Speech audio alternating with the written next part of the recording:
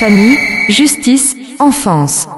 Bonjour et bienvenue dans Famille, Justice, Enfance numéro 128, dans ce qui sera donc le second best-of de cette année 2022. Nous regarderons aujourd'hui un côté intellectuel avec les experts et les sommités que nous avons pu interviewer durant cette année 2022, en se plaçant du côté de la science, de l'expertise et de la réflexion pour l'analyse de notre environnement. Alors bien sûr, je ne pourrais pas tout mettre dans le best-of 2022, mais je vous rappelle qu'il y a une chaîne YouTube, que les émissions Famille, Justice, Enfance sont retrouvées sur la chaîne YouTube, qu'elles sont numérotées, que les descriptions de ces vidéos indiquent ce qu'elles contiennent, et qu'il vous est donc possible, a posteriori, de vous retourner vers cette base d'archives que nous sommes en train de constituer. Il est d'ailleurs important pour soutenir notre travail que vous vous abonniez à cette chaîne, que vous aimiez les vidéos afin de les faire monter dans l'algorithme, et que vous participiez via des commentaires en disant que vous avez apprécié ou non, et en indiquant aussi ce que vous souhaiteriez que l'on aborde dans les prochaines émissions. En 2023, je vous annonce d'ailleurs un programme déjà exceptionnel avec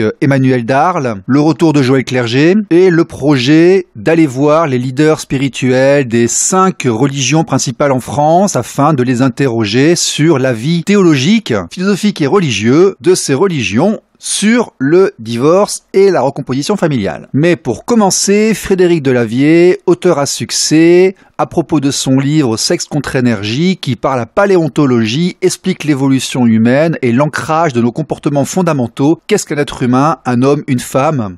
Frédéric Delavier, émission 86, 87 et 88. RLP 102.3, aujourd'hui avec Frédéric Delavier. Frédéric Delavier, auteur à succès d'une quinzaine, vingtaine d'ouvrages à peu près. Monsieur Delavier, bonjour. Merci d'être avec nous. Auteur de renommée mondiale, travaillant dans plus de 30 langues, avec plus de 5 millions de livres vendus dans le monde. Ancien sportif, vice-champion de France de powerlifting, avec une passion, on va dire, pour la biomécanique, la morphologie, le corps humain. Publié dans la revue américaine Journal of Vertebrate Paleontology. Vous avez un CV qui est absolument passionnant et très intéressant. Dans la paléontologie humaine, vous avez été rédacteur dans le magazine Au Monde du Muscle. Vous parliez de biomécanique et de powerlifting et des blessures. Vous avez été rédacteur en chef du magazine Power Mag durant 2 ans. Vous avez collaboré à de nombreuses revues dans le monde comme Ironman aux États-Unis et Men's Health en France, en Allemagne et en Italie. Et de vos connaissances de l'anatomie, du sport, de la biomécanique, vous avez entamé, on va dire, une étude sur l'humain, l'être humain, la construction de l'être humain par rapport à notre évolution, nos origines, en allant extrêmement loin dans le passé, jusqu'à aujourd'hui, avec notamment un ouvrage qui s'appelle L'éveil des consciences, comment devenir un homme libre en 2018, et surtout aujourd'hui cet ouvrage que je tiens entre mes mains, qui s'appelle Le sexe contre énergie, où vous expliquez qu'est-ce qu'un homme, qu'est-ce qu'une femme, de par vos recherches. Monsieur Delavier, bonjour. Est-ce que j'ai oublié quelque chose ? Non, sûrement plein de choses parce que je commence à être vieux, donc plus on est vieux, plus on a si c'est pas des diplômes d'expérience, hein. On aurait pu rajouter, comme en rigolant, parce que je l'oublie tout le temps, je suis grand prix de technique et de pédagogie sportive, ce qui est un prix d'État remis par le ministre, mais c'est très très vieux, donc ça fait frime. En vérité, je m'en moque un peu. Moi, ce qui m'intéresse, ce sont vos recherches sur l'humain. Ce sont vos recherches sur l'humain, sur le fonctionnement de l'humain, donc effectivement sur aussi sa psychologie, son inconscient, la façon dont il va se mouvoir, dont il va agir par rapport à son environnement. Comment est-ce que l'on passe d'une carrière de sportif de powerlifting à l'étude du comportement et de ce que nous sommes ? Alors, on va dire que c'est plutôt l'inverse. C'est ma passion première, mon intérêt premier, c'est le dessin, l'anatomie et l'évolution humaine. Moi, j'étais passionné d'évolution depuis que je suis jeune. Vous nous expliquez qu'il y a une bifurcation d'espèces et qu'à un moment donné, il y a l'espèce où le mâle et la femelle vont à la chasse ensemble avec des pertes, malheureusement, face aux prédateurs. Et il y a l'espèce où la femelle reste dans l'arbre avec les petits et où c'est le mâle qui va effectivement à la chasse, il y a plus de petits qui survivent et donc forcément l'espèce prospère plus. C'est ça que vous nous expliquez quelque part, qui explique en fait nos origines et pourquoi on a gagné par rapport aux autres. C'est même un peu différent parce qu'on n'était pas assez transformés pour être de bons chasseurs. À l'époque, on pouvait ramasser des ignames, les racines, on pouvait manger un peu, les femmes faisaient de la cueillette, les femelles faisaient de la cueillette autour des arbres, mais il n'y avait pas assez de nourriture pour permettre une bonne croissance des petits. Donc c'était les mâles qui partaient en groupe dans cette savane arborée, en observant au loin le vol des vautours, et ils se rapprochaient des proies, et ces proies qui venaient d'être fraîchement chassées plutôt par des prédateurs de taille moyenne, parce que s'ils voyaient que c'était un lion... On va dire les ressources, ils allaient chercher des ressources et ils les ramenaient. Ils allaient chercher des retours, et là, ils arrivaient, et ils commençaient avec des bâtons dans les mains, comme ils continuent à grimper, ils sont très... Et ça va plus loin, on en avait discuté un peu avant l'interview, les problèmes de différence aussi dans le comportement, dans la façon de vivre la rupture entre l'homme et la femme, est lié aussi à ces millions d'années, parce qu'on peut le compter en millions d'années, là, celle-là. Ces millions d'années, la dépendance de la femme, de l'énergie, en fin de compte, que apporte l'homme à la femme, il y a à générer chez l'homme une dépendance affective de l'homme à la femme. L'homme pourrait très bien vivre, en tout cas vivre, pas trop dur, mais vivre sans la femme. Mais tous les féminicides, tous les femmes battues, les violences, souvent on a un taux de testo plus élevé, c'est dû aussi au fait que l'homme a une dépendance qui est quasiment du niveau de la drogue à la femme. C'est-à-dire que si une femme veut le quitter, il va avoir une douleur intense, monstrueuse, et il peut même se suicider ou tuer son ennemi. Il y a un manque d'endomorphine, c'est ça, non? Il y a quelque chose qui se situe par là aussi? Il y a un manque qui est généré, mais ce manque, la grande question, c'est les défauts qui semblent se conserver plusieurs générations ont obligatoirement une cause positive. La véritable cause de ce manque qui génère les suicides chez les jeunes garçons, un suicide réussi puisque la vie est tellement dure, un seul être vous manque et tout est dépeuplé, c'est masculin. La femme va se remettre beaucoup plus vite. Il y en a qui se suicident, attention, il y a pas mais elle n'est pas faite pour ça. Et ce manque terrible de l'homme qui voit sa compagne partir pour un autre plus riche ou même un certain âge, une femme qui quitte son homme peut générer un suicide chez les hommes. Les hommes en plus passent plus à l'action à cause du taux de testo plus élevé, la capacité de passer à l'action violente. Et ça, c'est un manque qui s'est généré au cours de l'évolution pour toujours revenir vers sa femme pour la nourrir. Cette espèce de manque qui génère une conduite de toutou. D'ailleurs, on peut regarder les filles qui passent. RLP. Radio libre en Périgord. Famille, justice, enfance. Une approche via l'étude avec notamment Joël Clerget. Qu'est-ce que devenir papa ? Réflexion intellectuelle via la psychanalyse sur la naissance de la paternité. Émissions 115, 116 et 117. RLP 102.3. Aujourd'hui avec Joël Clerget. Joël Clerget est psychanalyste, sensible à l'art et à la dimension du contact, indique-t-il sur son blog. Il enseigne à Lyon, il est écrivain. Il est praticien du contact pré- et post-natal, formateur, anime des séminaires de lecture de textes psychanalytiques sur Freud, Lacan, Winnicott et Dolto, et Henri Madinet. Il fait régulièrement des conférences, il intervient dans des colloques et des journées d'association. Alors, Monsieur Clerget est effectivement l'auteur d'ouvrages Comment un petit garçon devient-il un papa, Vivre l'ennui, La main de l'autre, Le geste, le contact et la peau aux éditions RS, Vivre l'ennui à l'école et ailleurs, Corps, Images et contact, une présence à l'intime aux éditions RS.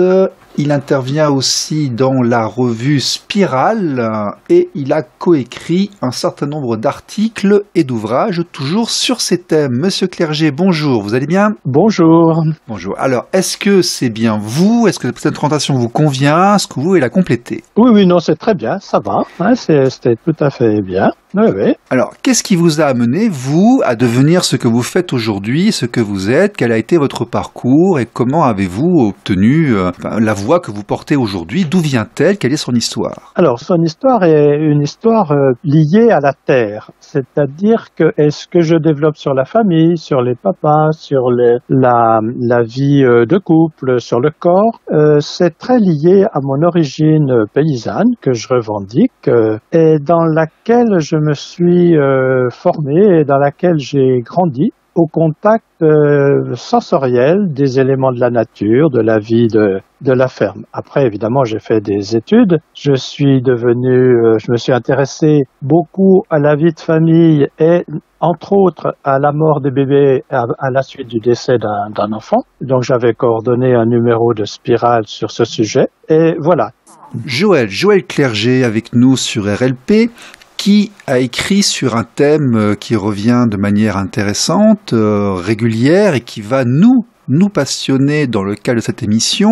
Notamment, c'est la question « Comment devient-on père ?» Parce que ce n'est pas uniquement voir un petit être arriver, il se passe plein de choses. Comment ce petit homme qui naît, qui a été bébé, enfant, adolescent, adulte, devient un jour père. Oui, et devient papa.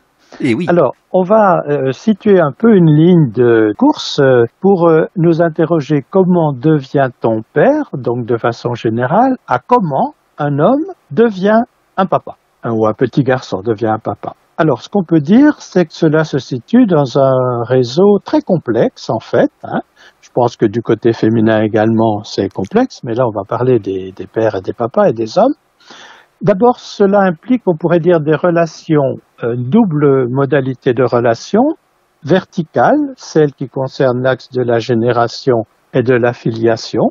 On pourrait dire, c'est un fils qui devient père, et ça c'est très important. Et puis, sur un axe plus horizontal, celui de la conjugalité, mais pas au sens figé du seul mariage, mais au sens de ce qui se conjugue entre deux êtres, entre un homme et une femme, plus de façon très momentanée, selon des modalités diverses et variées. Donc, on devient père en étant le fils de son père et de sa mère, sur le fil de deux lignées. Ça, quand on devient papa, on a quelque chose des deux lignées. On devient papa aussi par la relation avec sa propre mère, puisque nos parents nous ont marqués et ont déterminé un certain nombre de lignes de fond de ce qui va faire notre... RLP. Radio libre en Périgord. Famille, justice, enfance. Des études et analyses également sur la parentalité et les comportements des parents contemporains d'aujourd'hui. Et pour changer des approches traditionnelles, essayer de les aborder du côté du regard du père. Sébastien Dupont, émission 117, 118 et 119. RLP 102.3, aujourd'hui avec Sébastien Dupont. Sébastien Dupont est docteur en psychologie, thérapeute familial et conjugal, chargé d'enseignement à la faculté de psychologie de Strasbourg.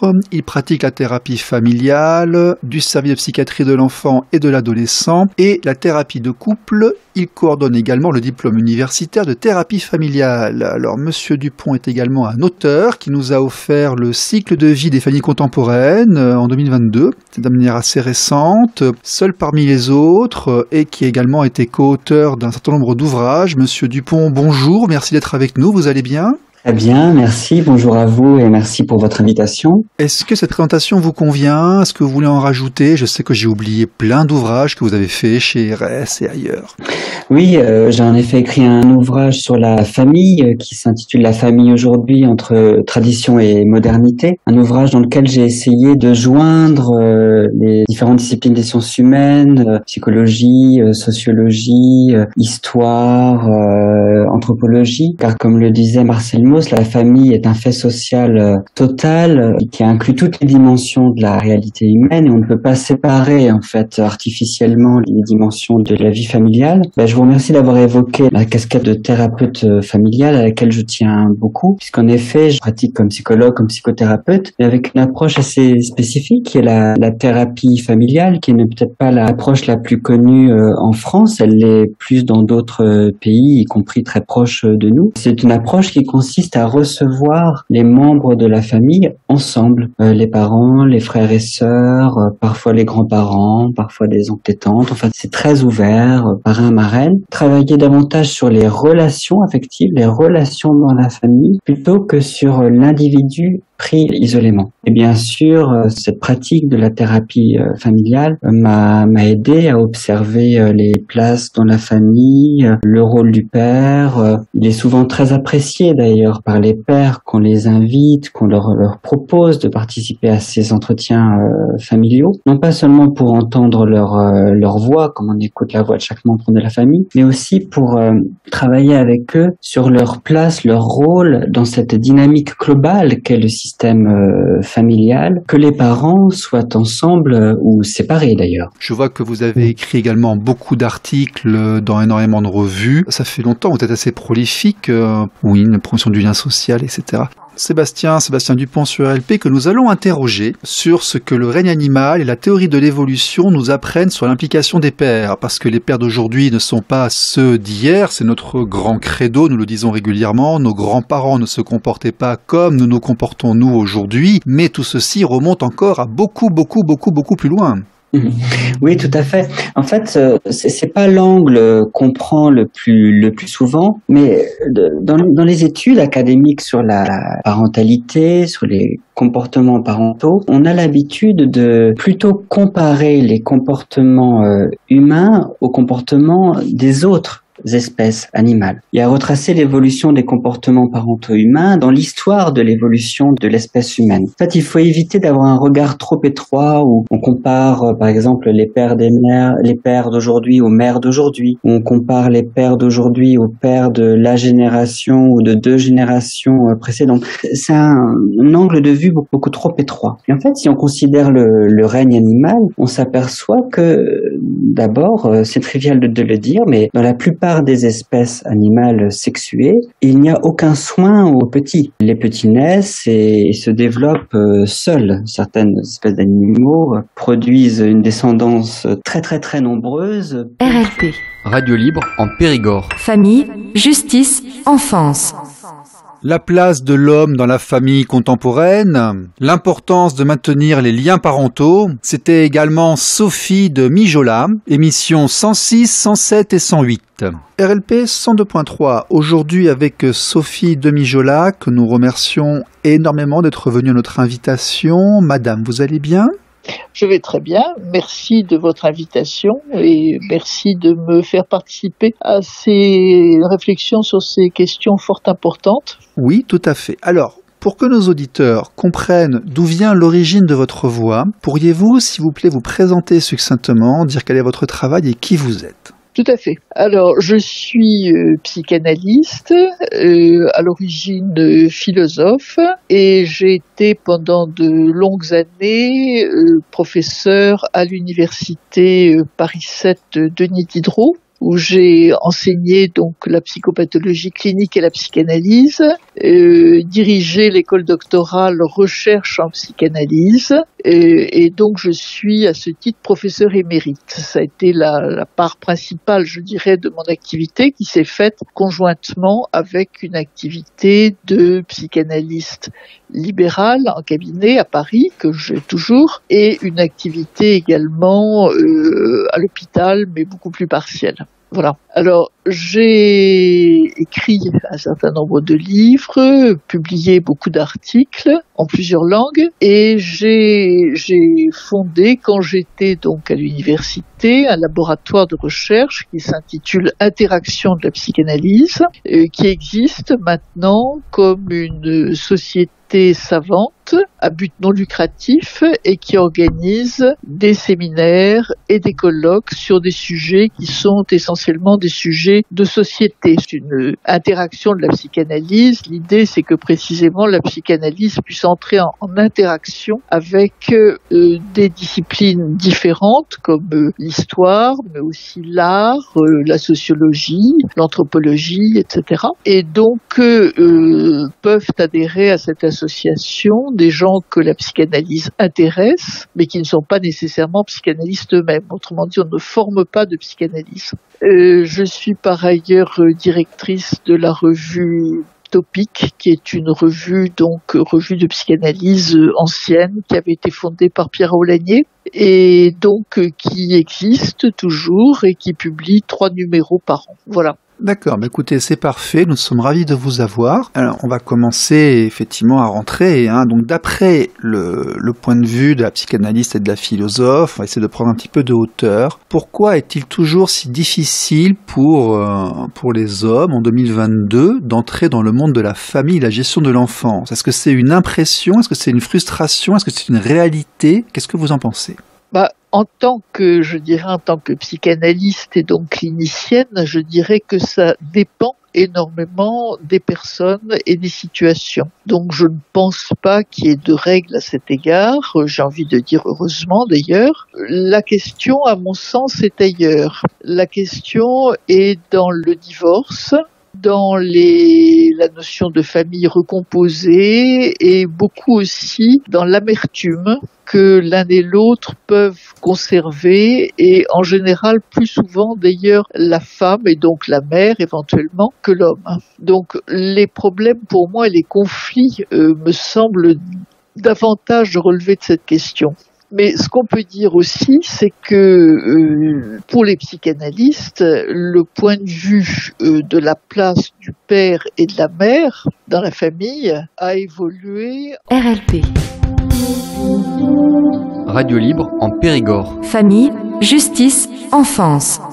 Des intellectuels, des auteurs de haut niveau, avec ici par exemple Alain Bourregba sur l'étude des liens parents-enfants en milieu carcéral ou lors des séparations familiales. RLP 102.3 aujourd'hui avec Alain Bourregba, psychologue clinicien, maître de conférences en psychologie sociale, Université de Paris 5, René Descartes, psychologue, psychanalyste, directeur de la Fédération des relais enfants-parents à Montrouge, conseiller technique auprès des services de la protection de l'enfant du Conseil général des Hauts-de-Seine, qui a beaucoup travaillé et écrit sur la problématique du lien de l'enfant et du détenu, notamment. Monsieur Bourregba, vous allez bien ? Très bien, merci. Est-ce que vous pouvez vous présenter? Est-ce que j'ai oublié quelque chose ou est-ce que c'est bien vous? C'est bien moi, si ce n'est que j'ai aussi des études de philosophie. Oui. J'ai fait des études de philosophie, je tiens beaucoup à ça. D'accord. Donc vous êtes auteur de 4 livres, les liens familiaux à l'épreuve du pénal, la protection de l'enfance aux éditions Duno, et puis l'enfant et son parent chez Duno aussi en 2011, et les troubles de la parentalité en 2020 aux éditions toujours Duno. Tout à fait. Alors, voilà.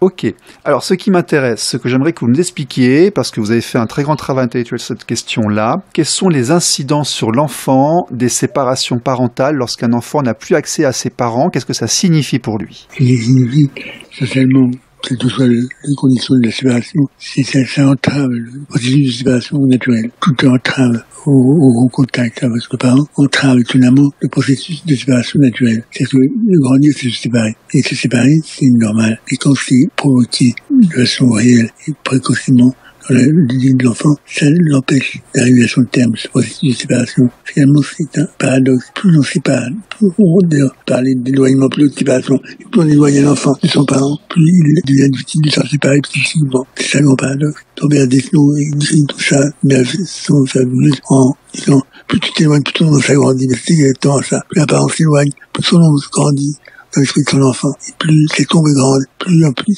l'enfant est à ne pas dire des choses, pas parler de son parent, plus cette ombre sera pesante pour lui. Et finalement, il aura beaucoup plus de mal à se séparer qu'il aurait des difficultés à se séparer physiquement son parent quand il arrive l'heure de l'adolescence. Voilà. C'est principal. Ces éloignements provoqués tout dans la petite enfance, ils vont surdéterminer l'importance du parent. Ils ne vont pas l'effacer, au contraire, ils sont surdéterminés. C'est-à-dire, vous nous dites que si un enfant n'a pas accès à son parent, il va l'idéaliser un petit peu? Diaboliser, absolument. D'accord, en fait, ok. Il va rentrer dans des extrêmes, son imaginaire va prendre le pas, et il va en avoir soit une version idéalisée, soit une version diabolisée. Absolument, ça. Une version diabolisée, il ne va pas rien faire. Il aura la cause de son malheur, cause essentielle de son malheur. S'il l'idéalise, il va faire aussi. RLP. Radio libre en Périgord. Famille, justice, enfance. L'étude de certaines conséquences également avec Olivier Péroux sur la traite des enfants en Occident, émission 113. RLP 102.3, aujourd'hui avec Olivier Péroux. Olivier Péroux qui est avec nous. Bonjour monsieur, vous allez bien? Tout à fait, très bien.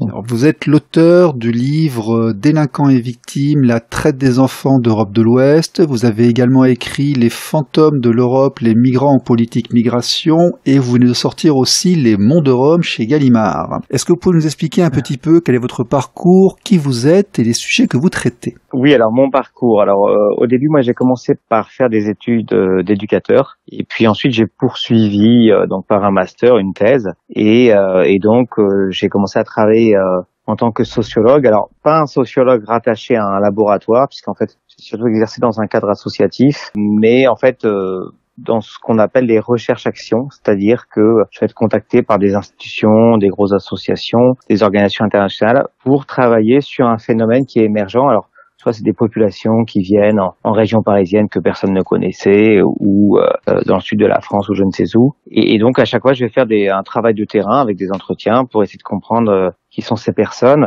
et après comment les professionnels peuvent les accompagner afin que les difficultés qu'ils rencontrent puissent être prises en charge et qu'on ait vraiment un accompagnement adapté. Donc vous vous placez clairement sur ce qu'on appelle la traite des enfants. Qu'est-ce que c'est que la traite des enfants? Ça consiste en quoi exactement? C'est la traite des êtres humains, donc ça correspond en fait à une notion juridique. Quand on parle de traite, on va trouver maintenant dans le code pénal français depuis 2013 une définition de la traite. Et la traite, c'est à la fois ce à quoi tout le monde pense, c'est l'exploitation sexuelle, mais on a aussi ce qu'on appelle l'exploitation domestique. Par exemple, une belle-fille qui va travailler pour sa belle famille toute la journée. On a aussi ce qu'on appelle l'exploitation économique, c'est-à-dire l'exploitation par le travail, donc des personnes qui travaillent et qui sont très peu payées et qui sont souvent logées dans des conditions indignes. On a l'incitation à commettre des délits, c'est-à-dire qu'on oblige des personnes à commettre des délits ou des crimes pour le compte d'autrui. Alors ça peut être des enfants qui sont utilisés comme pickpocket, mais ça peut être aussi de la vente de drogue et autres. Et après, on a aussi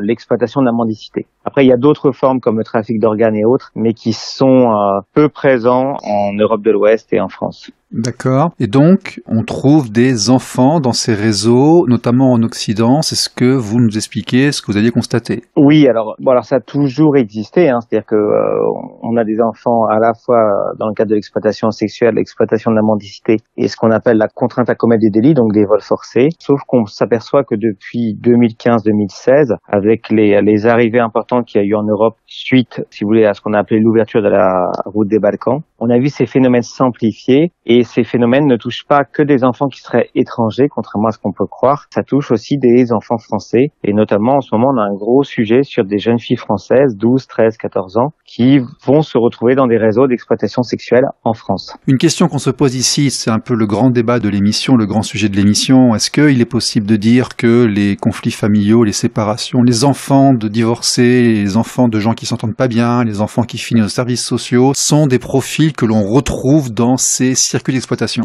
On peut le dire pour les enfants qui sont dans les services sociaux, notamment les services de la protection de l'enfance. C'est vraiment visible, ça se voit. Il y a vraiment un vivier de gens qui ensuite sont utilisés à des fins peu recommandables. Oui, parce qu'en fait, souvent on est sur du recrutement qui va se faire par d'autres jeunes qui sont dans le même foyer. Donc en fait, il y a une forme de cooptation et de recrutement. Et là, on le voit, je vous dis, quand je vous dis, c'est à peu près 80%. C'est des jeunes filles qui étaient déjà prises en charge à l'aide sociale à l'enfance.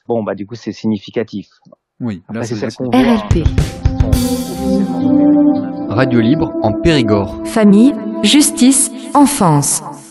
Nous avons également reçu cette année Frédéric Benahi, un des responsables cadres de l'ASE en Île-de-France, qui nous a confirmé la discrimination naturelle pro-mère dans les services sociaux. Nous avons aussi reçu Maître Jean Panier, relayé des manifestations, reçu Virgile Garot de The Voice, le capitaine Alexandre Juvin-Brunet, et nous conclurons avec un dernier hommage à mon ami Claude Néris, qui nous a quittés en septembre dernier. Voilà, soyez sages, passez un bon réveillon et à 2023. Il y a quand même une volonté que ces moyens s'amenuisent de jour en jour. Toujours, je suis pas dans le complotisme, mais je vois les pressions qui sont faites par des associations néo-féministes notamment pour la suppression de la non-représentation d'enfants, etc. Il y a vraiment une volonté, je pense, de porter atteinte. Alors c'est peut-être que je vais trop loin dans ce mode de raisonnement, mais c'est ce que je pense. Je pense qu'il y a une volonté de porter atteinte à la cellule familiale et une volonté de diviser. Ça, je le ressens comme ça, une volonté de diviser. On tape d'abord sur le maillon fort qui est le père, Ensuite, la femme se retrouve dans une situation souvent précaire parce qu'une famille monoparentale, eh ben, c'est un problème, hein, ça la précarise. Et donc, ça permet effectivement d'avoir la mainmise sur cette population qui est précaire et dont on fait un peu ce qu'on veut. Enfin, je le ressens comme ça. Je le ressens comme ça. Alors peut-être que c'est une approche complotiste, mais bon, les faits me démontrent. Ou alors je comprends pas. Je comprends pas quel est l'objectif. Pourquoi on ne met pas en place, alors qu'effectivement il y a des discours depuis des dizaines d'années sur l'humanisme qui doit régner par rapport au traitement de la famille, et on fait tout l'inverse. On fait tout l'inverse.